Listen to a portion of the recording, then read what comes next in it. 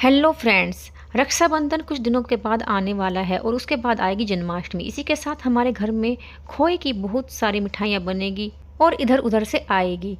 खोए की मिठाई सबको पसंद आती है, लेकिन क्या होता है कि 2 से 3 दिन के बाद उनका टेस्ट चेंज हो जाता है, वो ड्राई ड्राई सी हो जाती है, जिससे वो खाने में अच्छी नहीं लगती है। ऐसे में खोए की मिठाई इतनी कॉस्टली आती है, उनको हम फेंक भी नहीं सकते। लेकिन आज मैं आपको ऐसा यूज बताने वाली हूँ जिससे आप इन मिठाइयों को यूज भी कर पाएंगे और एक नई मिठाई का जो सबकी फेवरेट होती है उसका टेस्ट भी ले पाएँ। आइए अब वीडियो शुरू करते हैं। यहाँ पर आप देख सकते हैं कि मैंने यहाँ पर कुछ खोए की बर्फियाँ ली हैं। ये प्योर मावे की यानी कि खोए की बर्फियाँ हैं। आप इनकी जगह मावे का बना अगर पेड़ा हो उसको भी ले सकते हैं। इसी के साथ मैंने बर्फियों के हिसाब से आधी लौकी ली है।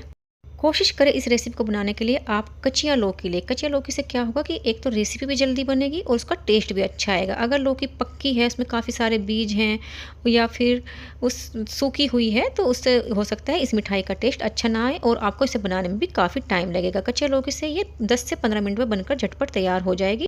अब हमें लौकी को सबसे पहले छील लेना है और छीलने के बाद हम इसे पानी से अच्छे से वॉश कर लेंगे। उसके बाद हमें कद्दूकस लेना है और कद्दूकस की जो सबसे बारीक साइड होती है, कोशिश करें आप उससे ग्रेड करें ताकि हमारी मिठाई जल्दी बने और हमें इसमें दूध या कोई भी एडिशनल इंग्रेडिएंट डालना ना पड़े, क्योंकि हमें उसे बचे हुए मावे की बर्फियों से बना रहे हैं। इसलिए हमें इसकी क्वांटिटी नहीं बनानी है, बल्कि जो हमारे पास बचा हुआ मावे की बर्फियाँ या पेड़े हैं उनको यूज करना है, उनको ख़त्म करना है और एक अच्छी सी नई सी रेसिपी भी बना लेनी है। इसलिए कद्दूकस की बारीक साइड से कद्दूकस किया है। आप चाहें तो मीडियम साइज़ भी यूज कर सकते हैं, लेकिन भूल कर भी मोटा कद्दूकस आपको इसको नहीं करना है। मेरी लौकी काफ़ी कच्चियाँ थी, लेकिन जैसे ही मैंने इसे बारीक कद्दूकस किया, आप देख सकते हैं इसमें से भी कुछ बीज निकल कर के आए हैं। मैं इनको हटा दूंगी ताकि रेसिपी के टेस्ट में फ़र्क ना आए।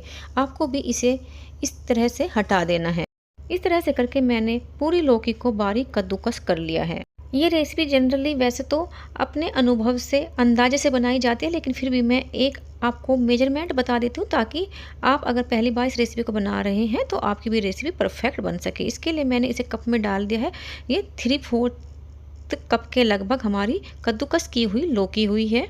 इसे मैं नॉन स्टिक पैन में कुक करूँगी, इसलिए मैंने इसे नॉन स्टिक पैन में लिया है। आप कोई भी भारी तले का बर्तन, स्टील का, एल्युमिनियम का, लोहे का, कोई भी ले सकते हैं। लौकी को हम अभी के लिए साइड में रख देंगे। अब हमने जो बर्फियाँ ली थी उनको भी हाथ से मसल लेंगे। मेरी बर्फियाँ अभी बिल्कुल ड्राई नहीं हुई थी, इसलिए हाथों से मैं इन्हें तोड़ पा रही हूँ और ये 1/4 कप के लगभग मेरा पूरा बर्फी का मिक्स बनकर तैयार हुआ है। अब चलते हैं गैस की ओर। इसके लिए मैंने गैस ऑन कर दिया। मीडियम फ्लेम पर हमें जो नॉन स्टिक पैन में हमने लौकी रखी थी उसको चलाते हुए कुक कर लेना है और इसे तब तक कुक करना है जब तक कि हमारी लौकी सॉफ्ट नहीं हो जाती है। अगर आपको लगता है कि गैस की फ्लेम हमारी तेज़ है, लौकी अभी अच्छे से सॉफ्ट नहीं हो पाई है और इसका जो पानी है, मॉइस्चर है, वो भी ड्राई हो गया है, या तो आप थोड़ा सा घी ऐड कर लें इसमें या फिर आप थोड़ा सा दूध भी ऐड कर सकते हैं। मैं दूध और घी कुछ भी ऐड नहीं करूँगी। इसे मीडियम टू स्लो फ्लेम पर ऐसे ही चलाते हुए सॉफ्ट होने तक कुक करूँगी। ध्यान रखें हमने क्वांटिटी भी कम रखी है, साथ ही हमने इसमें दूध वगैरह कुछ भी ऐड नहीं किया है। जो लौकी का मॉइस्चर होता है केवल उसी में हम इसे भून रहे हैं, यानी कि इसे सॉफ्ट कर रहे हैं। इसलिए इसे कंटिन्यू चलाते रहें ताकि हमारी लौकी नीचे न लगने पाए। ये देखिए जो मेरी लौकी है उसका सारा मॉइस्चर सूख चुका है और ये अभी भी कच्ची है, यानी कि अभी पूरी तरह से सॉफ्ट नहीं हुई है। इसलिए अब जब इसका मॉइस्चर सूख गया है, अब इसमें मैं डालूंगी 1.5 टेबल स्पून शुगर की जगह मैं डालूंगी देसी खांड, क्योंकि मेरे यहाँ पर देसी खांड खाते हैं। अगर आपके पास देसी खांड नहीं है आप चीनी डाल सकते हैं। जब चीनी मेल्ट होगी वो इसे मॉइस्चर भी देगी और हमारी लौकी को कुक होने में हेल्प भी करेगी। गैस की फ्लेम को मैंने स्लो टू मीडियम ही रखा है और शुगर को एक तो आपको इसी स्टेज पर डालना है, स्टार्टिंग में आपको बिल्कुल भी नहीं डालना है। दूसरी इंपॉर्टेंट बात ध्यान रखें, हम इसे बचे हुए पेड़ों या बर्फ़ी से बना रहे हैं, उनमें भी मीठा है, इसलिए यहाँ पर मीठा ध्यान से डालना है। ऐसा ना हो कि जो आपकी रेसिपी फाइनली बनकर तैयार हो उसमें काफ़ी तेज़ मीठा हो जाए और कोई भी उसे खाने ना पाए।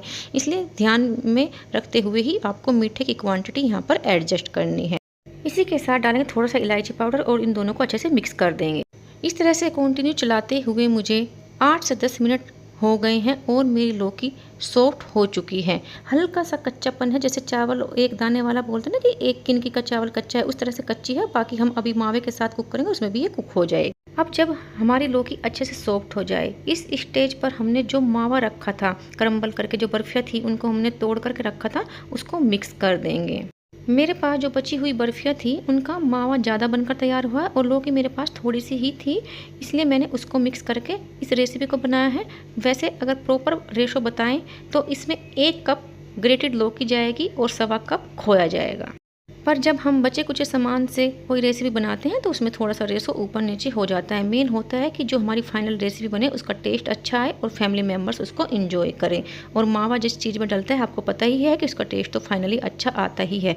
आप देख सकते हैं कि मैंने जो बर्फ़ियाँ फोड़ी हैं उसमें काफ़ी सारी गुठलियाँ हैं। ये जैसे जैसे गर्म होगा वो पिघलना शुरू हो जाएगी। इसके लिए थोड़ा सा हमें स्पैचुला की हेल्प से इन्हें प्रेस भी करते जाना है और इन्हें घोलते जाना है। ध्यान रखिए इसमें गुठलियाँ ना रहें, इनको हमें अच्छे से मेल्ट कर देना है। इसलिए मैंने शुरू में बोला था कि अगर आपकी बर्फ़ियाँ या पेड़े ज़्यादा ड्राई हो गए हैं आप उन्हें कद्दूकस से ग्रेड कर करके डालें ताकि वो स्मूथ हो जाए और आपको इस स्टेज पर मेहनत ना करनी पड़े। अब जब ये बिल्कुल अच्छे से ड्राई हो जाए, इसमें मॉइस्चर ना रहे, हम गैस को बंद कर देंगे और ये हमारा एक अच्छा सा लौकी का हलवा बनकर तैयार हो चुका है। अब आप भी इस रेसिपी को ट्राई कीजिए और अपने फीडबैक मुझे कमेंट बॉक्स में लिखकर ज़रूर बताइएगा कि आपको मेरा आइडिया पसंद आया कि नहीं। Thanks for watching. Bye bye.